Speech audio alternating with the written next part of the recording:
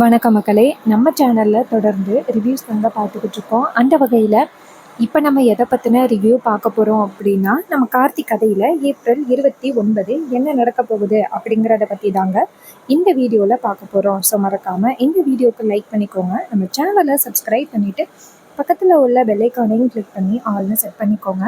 அப்போ தாங்க அடுத்தடுத்து வீடியோஸ் போடும் பொழுது தொடர்ச்சியாக உங்களுக்கு நோட்டிஃபிகேஷன் வரும், பார்க்கலாம். சரி வாங்க வீடியோவில் என்ன நடந்துச்சு அப்படிங்கிறத பற்றி நம்ம இப்போ பார்ப்போம். நம்ம கார்த்தி ரேவதியை கூட்டிக்கிட்டு ஊருக்கு கிளம்பிட்டாரு. இதை பார்த்துட்டு மாயா செம்ம டென்ஷன் ஆகுறாங்க. ரேவதியும் கார்த்தியும் வீட்டுக்கு வராங்க. சாமுண்டீஸ்வரி ரெண்டு பேரையும் பார்த்துட்டு ரொம்ப சந்தோஷப்படுறாங்க. அப்ப சாமுண்டீஸ்வரி ரோகிணி கிட்ட, ரோகிணி ஆரத்தி எடுத்துட்டு வா. என் ராஜாவையும் ரேவதியையும் பார்த்துட்டு எத்தனை பேரு கண்ணு வச்சாங்கன்னு தெரியல, ரெண்டு பேருக்கும் கட்டாயமா ஆரத்தி எடுக்கணும் அப்படின்னு சொன்னதோட ரோகிணிய நேரா ரூமுக்கு போயிட்டு ஆரத்தி எடுத்துட்டு வராங்க. எடுத்துட்டு வந்துட்டு ரெண்டு பேருக்கும் ஆரத்தி எடுக்கிறாங்க. இத பார்த்துட்டு நம்ம சந்திராவுக்கு செம டென்ஷன்.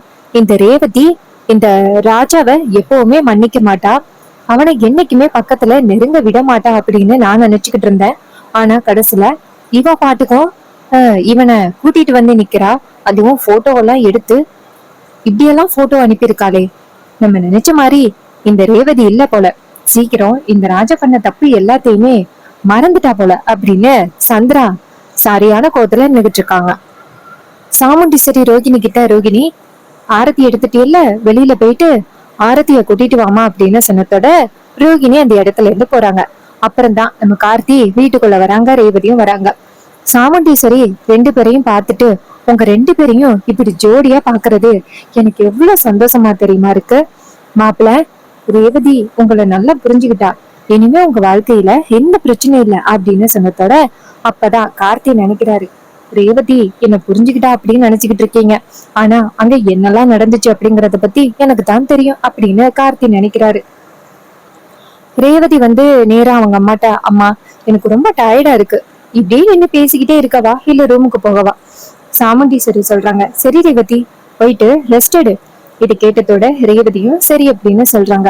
அவங்களோட லக்கேஜ் எல்லாத்தையுமே அங்கனையே வச்சுட்டு டிரைவர் எடுத்துட்டு வாங்க அப்படின்னு சொன்னதோட சாமுண்டீஸ்வரி செம்ம கோவத்தோட ரேவதிய பார்த்து, என்ன ரேவதி, மாப்பிள்ளைய போயிட்டு லக்கேஜ் எடுத்துட்டு வர சொல்ற, இங்க பாரு நீ தான் எடுக்கணும். இத சொன்னதோட அங்க உள்ளவங்களுமே ஷாக் ஆகி பாக்குறாங்க.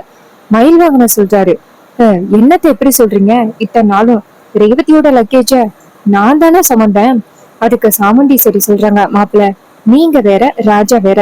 இதை கேட்டதோட மயில் வாங்கணும் அதிர்ச்சி ஆகுறாரு. அப்பதான் நம்ம கார்த்தி சொல்றாரு, மேடம் பரவாயில்ல நானே எடுத்துட்டு போறேன்.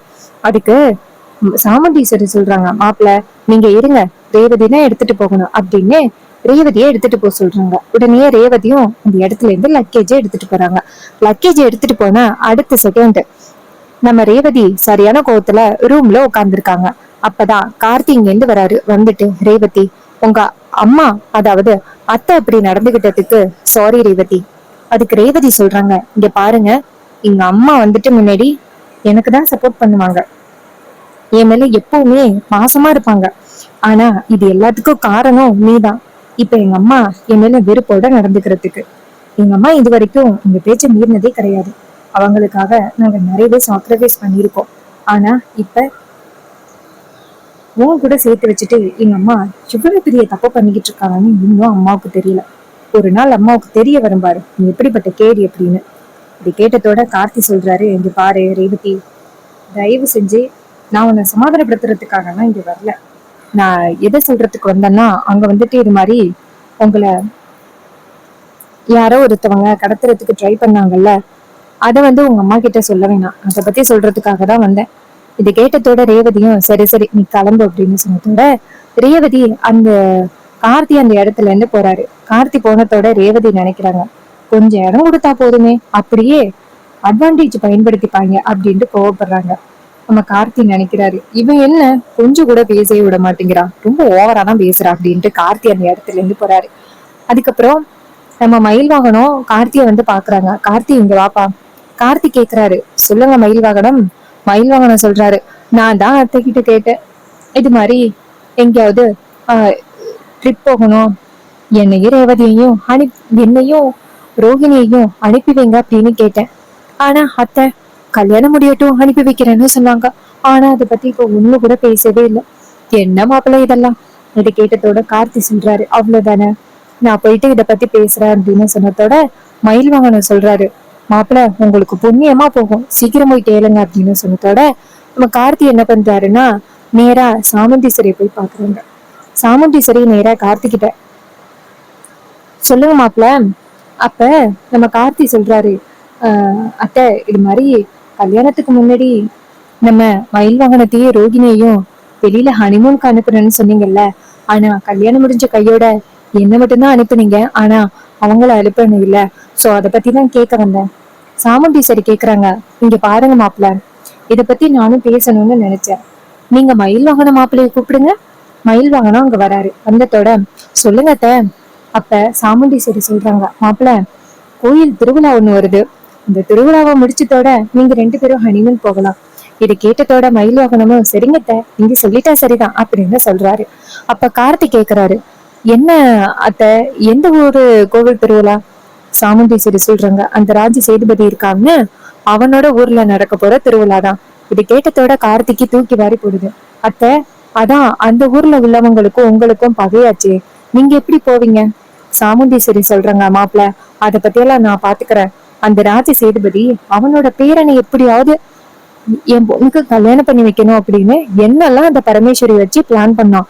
ஆனா இப்ப அவன் பிளான் பண்ணது எதுவுமே ஜெயிக்கவே இல்லை. சோ அத போய் அவன் கிட்ட சொல்லி நான் கெத்தா நிக்கணும், அதுக்காக தான் கிளம்புறேன். இதை கேட்டதோட கார்த்தி அதிர்ச்சி ஆகுறாரு.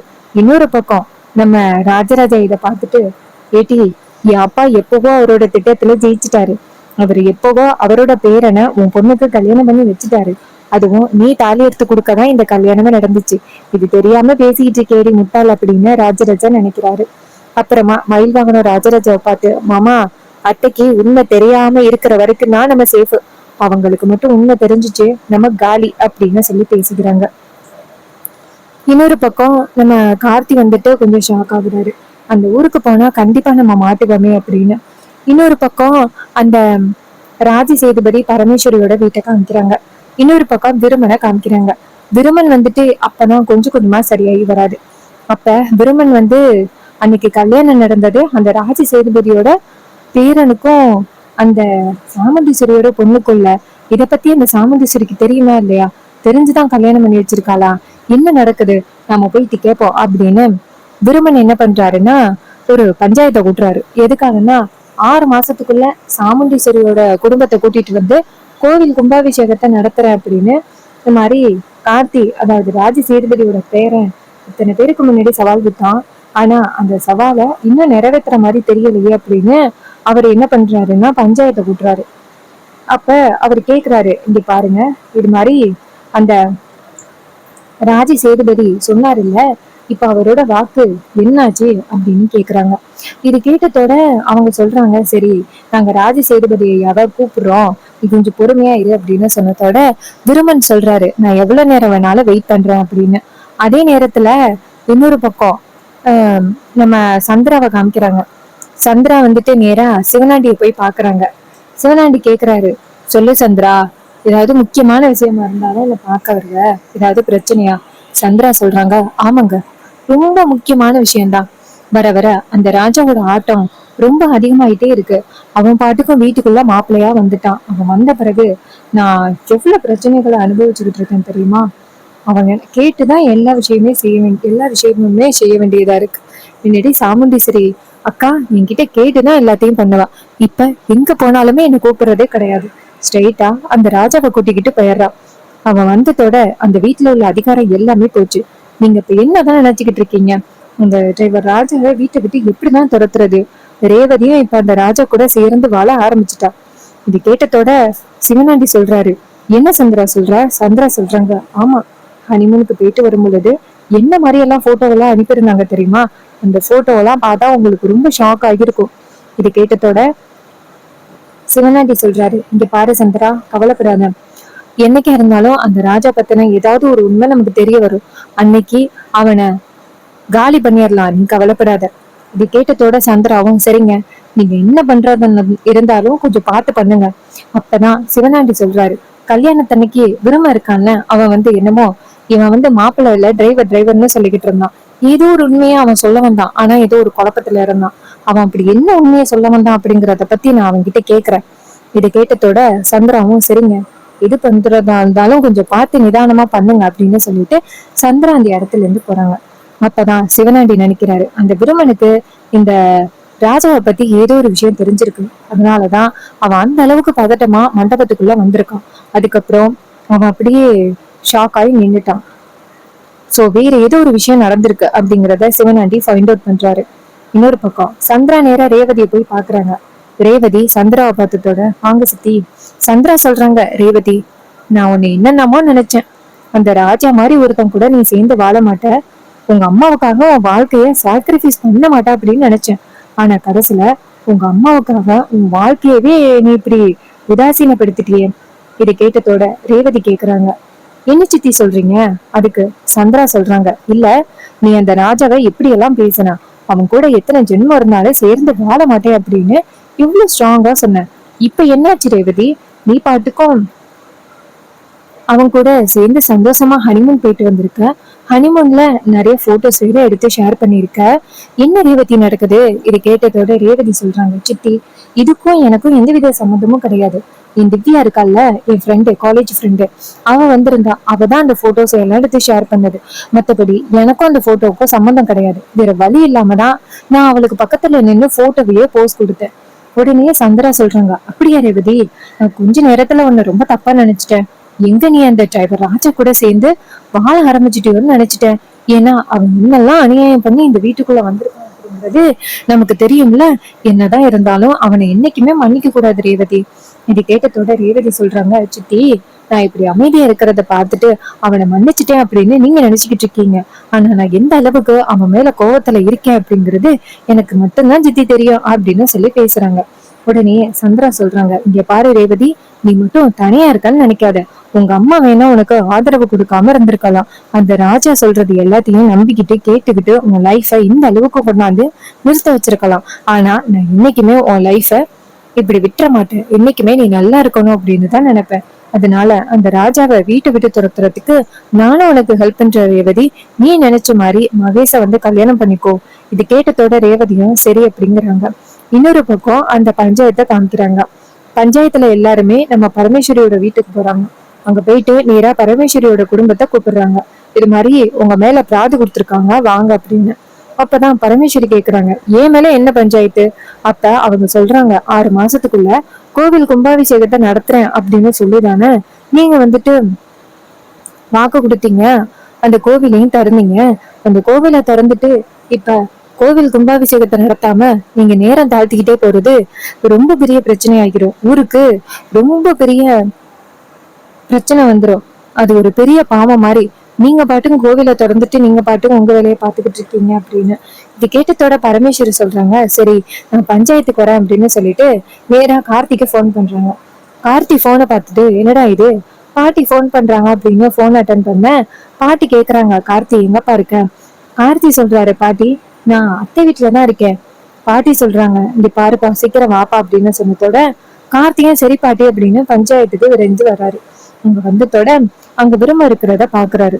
அப்ப விரும்ப நேரா கார்த்திய பாத்துட்டு, ஏய், நீ எவ்வளவு பெரிய வேலை பண்ணி சாமுண்டீஸ்வரி வீட்டுக்கு போயிருக்க அப்படின்னு கேக்குறாரு. அதே நேரத்துல அங்க உள்ளவங்க, இங்க பாரு, எதுக்கு இந்த பஞ்சாயத்தை கூட்டினியோ அந்த விஷயத்த சொல்லு. அவர் சொல்றாரு, இங்க பாருங்க, 6 மாசத்துக்கு முன்னாடி இந்த கோவில் கும்பாபிஷேகத்தை நாங்க நடத்திடுவோம் அப்படின்னு வாக்கு கொடுத்து இந்த கோவிலை திறந்தாங்க. ஆனா இது வரைக்கும் இந்த கோவில் கும்பாபிஷேகத்தை நடத்துறதுக்கு கோவிலை சுத்தம் பண்ணவோ இல்ல கோவிலை புதுப்பிக்கவோ எந்த வேலையுமே பண்ணல. இவங்க பாட்டுக்கும் கோவிலை திறந்து நான் கும்பாபிஷேகம் பண்றேன் அப்படின்னு சொல்லிட்டு இது வரைக்கும் ஒண்ணுமே பண்ணாம இருக்காங்க. இதனால கடவுளோட கோபத்துக்கு தான் ஆளாகணும்.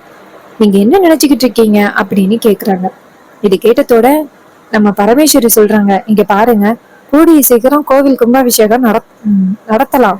இது கேட்டதோட விரும்ப சொல்றாரு, அதெல்லாம் நடக்கிறதுக்கு வாய்ப்பே இல்லை. என்னைக்கா இருந்தாலும் இந்த கோவில் கும்பாபிஷேகம் நடக்காது. சாமுண்டீஸ்வரி என்னைக்குமே உங்களை மன்னிக்க மாட்டான். அப்பதான் கார்த்தி சொல்றாரு, அத்தை கண்டிப்பா என்ன மதிப்பாங்க. அதுக்கு விருமன் கேக்குறாரு, அதுக்கெல்லாம் வாய்ப்பே இல்லை. அதுக்கு பரமேஸ்வரி சொல்றாங்க, ஏன் நடக்காது? என் பேரன் தான் சாமுண்டீஸ்வரியோட பொண்ண கல்யாணம் பண்ணிட்டானே, ஏன் நடக்காதுன்னு சொல்றீங்க? இது கேட்டதோட அங்க உள்ளவங்க எல்லாருமே பேரதிர்ச்சியில பாக்குறாங்க. அப்பதான் நம்ம கார்த்தி அவங்க பாட்டிய பார்த்து, பாட்டி கொஞ்சம் அமைதியா இருங்க.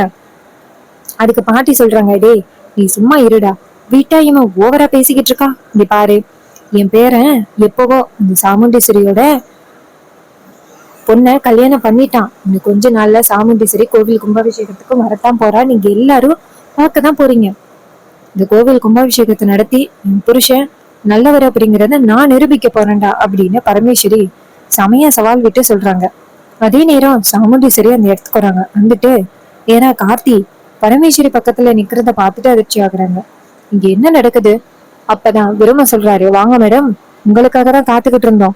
உங்க மாப்பிள்ள ரொம்ப நல்லவன் அப்படின்னு நினைச்சுக்கிட்டு இருந்தீங்கல்ல, அவன் இப்பேற்பட்ட கேடி எப்படிங்கிறத பாருங்க.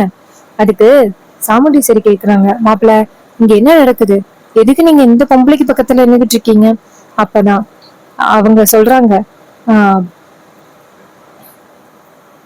பாட்டி பக்கத்துல பேர நிக்கிறது என்ன தப்பு? இது கேட்டதோட சாமுண்டீஸ்வரி ஷாக் ஆகி, ஏ என்ன வளர்ற? விரும்ப சொல்றாரு, ஆமா நான் அன்னைக்கே சொன்னேன்னு, இவன் வந்துட்டு டிரைவர் கிடையாது மாப்பிள்ள கிடையாது அப்படின்னு சொன்னல, எதையாவது கேட்டீங்களா? அன்னைக்கு அந்த பேச்சு கேட்காம ரேவதிக்கு இவனுக்கும் கல்யாணத்தை பண்ணி வச்சிட்டீங்கல்ல, இன்னைக்கு அனுபவிங்க. இது கேட்டதோட சாமுண்டீஸ்வரிக்கு செம்ம ஷாக்கு. சாமுண்டீஸ்வரி கேக்குறாங்க, இங்க என்னதான் நடக்குது? அப்பதான் கார்த்தி சொல்றாரு, அத்தை என்ன தயவு செஞ்சு மன்னிச்சிருங்க, நான் தான் பரமேஸ்வரி பாட்டியோட பேரை. ஆனா உங்களை ஏமாத்தணும் அப்படிங்கிற எண்ணத்துல ஒண்ணும் நான் அந்த வீட்டுக்குள்ள வரல. எல்லாமே நல்லதா நடக்கணும் அப்படின்னு நினைச்சுதான் நான் அந்த வீட்டுக்குள்ள வந்தேன். கடைசியில இப்படிப்பட்ட ஒரு விஷயம் நடக்கும் அப்படிங்கறத நான் எதிர்பார்க்கல. இந்த பாருங்க, நான் என்னைக்குமே உங்களை ஏமாத்தணும்னு நினைக்கல. குடும்பம் ஒண்ணு சேரணும் அப்படிங்கிறதுக்காக தான் நான் இப்படி ஒரு முடிவே எடுத்தேன். அதுக்கு சாமுண்டீஸ்வரி சொல்றாங்க, நிறுத்து, நீ பரமேஸ்வரியோட பேரனா? கார்த்தி சொல்றாரு, ஆமா. அப்ப சாமுண்டீஸ்வரி சொல்றாங்க, வீட்டுக்குள்ளே இருந்து எனக்கு எவ்வளவு பெரிய நம்பிக்கை துரோகத்தை பண்ணிருக்க, எவ்வளவு பெரிய விஷயத்த பண்ணிட்டு எதுவுமே தெரியாதவங்க மாதிரி இருக்க. என்ன நம்பிக்கை துரோகம் பண்ணிட்டு அத்தனை பேர் சொன்னாங்க உன்னை நம்பாத அப்படின்னு. ஆனா நான் தான் நீ ரொம்ப நல்லவன் நல்லவன் அப்படின்னு சொல்லிட்டு உன்னை ரொம்ப நம்பினேன். கடைசியில என் நம்பிக்கையை போட்டு புதைச்சிட்டே இல்ல. இனிமே அந்த பக்கமே வராத என் பரமேஸ்வரி. உன் பேரனை என் வீட்டுக்குள்ள நாடகத்துக்கு அனுப்பி விட்டுட்டு இப்படிப்பட்ட ஒரு காரியத்தை பண்ணிருக்கேல்ல, சி உனக்கு வெக்கமா இல்ல அப்படின்னு பரமேஸ்வரியை பார்த்து சாமுண்டீஸ்வரி பயங்கரமா பேசுறாங்க. இதையெல்லாம் பார்த்துட்டு பரமேஸ்வரி ரொம்ப கவலையோட நிக்கிறாங்க. பரமேஸ்வரி சாமுண்டீஸ்வரி அவசரப்பட்டு முடிவெடுக்காத, இது எல்லாமே நம்ம குடும்பத்தோட நல்லதுக்காக தான் பண்ணேன். சாமுண்டீஸ்வரி கேக்குறாங்க, சி எது நல்லதுன்னு சொல்றேன்? இந்த மாதிரி பேரனை அனுப்பிவிட்டு நாடகம் ஆடினியே, இது நல்லதுன்னு சொல்றியா அப்படின்னு சொல்லிட்டு பேசுறாங்க. சோ இந்த எபிசோடு உங்களுக்கு எந்த அளவுக்கு பிடிச்சிருந்துச்சு அப்படின்னு மறக்காம கமெண்ட்ல சொல்லுங்க. இதே மாதிரி இனிமே அப்டேட்ஸ் நம்ம சேனல்ல தொடர்ந்து பார்க்கணும் அப்படின்னாலும் மறக்காம நம்ம சேனலை சப்ஸ்கிரைப் பண்ணிட்டு பக்கத்துல உள்ள பெல் ஐகானையும் கிளிக் பண்ணி ஆல்னு செட் பண்ணிக்கோங்க. அப்பதாங்க அடுத்தடுத்து வீடியோஸ் போடும் பொழுது தொடர்ச்சியா உங்களுக்கு நோட்டிபிகேஷன் வரும், பார்க்கலாம். தேங்க்ஸ் ஃபார் வாட்சிங்.